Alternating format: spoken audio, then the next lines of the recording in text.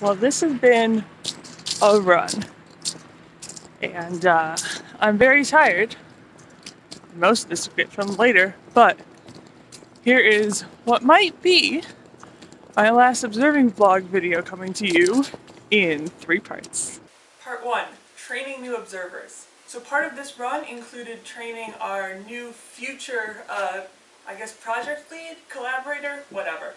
She's a 3rd-year student who will be taking over most of this project for us once me and my current collaborator are done and are graduated and off finally. So a lot of this observing run and a little bit of Hydra 2 was training her. It was really nice to be able to train someone new on this instrument. Gave me a little bit of an ego boost to remember that I am in fact an expert on this telescope, even though sometimes it might not seem like it. You know, just kind of forget when things keep going wrong and keep going, what am I doing? But nice to remind myself I do know what I'm doing. It was especially fun when 2 of the nights I wasn't observing with her, I was observing with my advisor again, and I need to sort of retrain him on the telescope, and you know, definitely nice when he admits that I am much better at focusing on the fly than he is. So it was nice. It's also nice because it's, you know, another sign that I will be done soon if we're training somebody to take over for me. And it's nice once again. I mean, usually David and I can trade off when we're both, you know, in the same room observing, but obviously since COVID we've been observing in very different rooms, different states, and his connection can't really control ODI from his apartment, so it usually means I'm doing everything. So now that Brooke is here, she can take over a little bit while I need to take a break from the screen to do some painting or just call my sister. It's very nice. Part 2, telescope troubles. So observing on Halloween is cursed. We took our calibration images, all fine, we were ready to get on sky at the beginning of the night, and then we realized, oh, the shutter's not opening. Well, that's weird, but we've had that problem before. Well, we went through our usual fixes and that wasn't working, and eventually came to the GUI that controls the exposure was not telling the shutter to open or close. But if you just went to the shutter manually, you could still open and close it, but that's not going to work for doing science.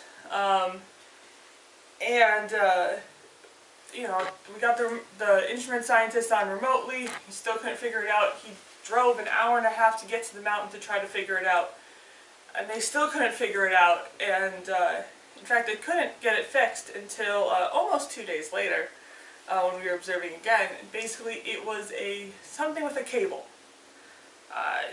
Broken, needed to be reinforced, bad connection. I'm not entirely sure. But it is always frustrating when it's just like a simple hardware issue versus all of the possible intricacies that could go wrong in a science instrument. But so we didn't observe it all that night. And I wish that would be the only telescope issues we had. But night 4 then, the internet on the mountain temporarily went out, which nearly gave us a heart attack because our connection, our remote connection to the computer went down at the same time as our call on Skype went down. We're like, what is going on? I mean, like, we knew it was probably internet if it's closing both of those things, but it's very hard to tell sometimes if it's on our end or their end. So that was worrying. But we got that back up with not much time missed. Just had to recheck that things were still good. And that was fine. Night 6 though, the power went out briefly on the mountain.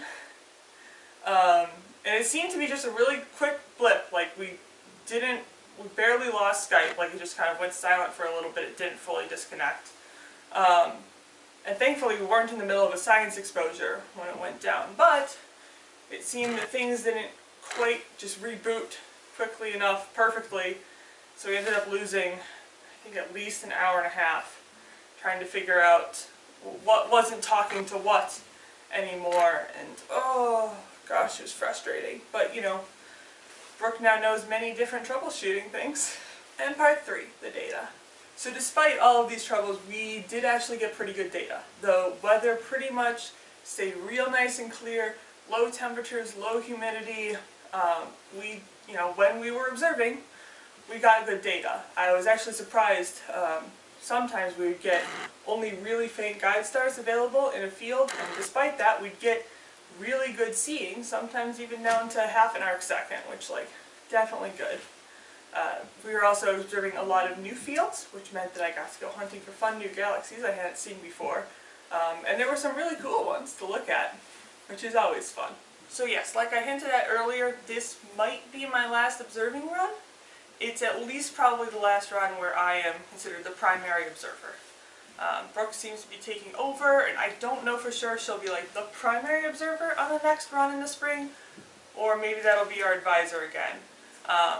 I wouldn't be terribly surprised if he said, hey, no, you work on that dissertation that you need to be writing. I will do the observing. We'll see. Either way, it was an alright run. Anyways, thanks for watching. If you haven't already, I have a playlist of my other astronomy related vlogs that I will link over here somewhere. And you can look out for me shortly a video about the first 2 episodes of Doctor Who Flux, which are really good if you haven't watched them yet. So go watch that. Alright. Thanks for watching. See you around.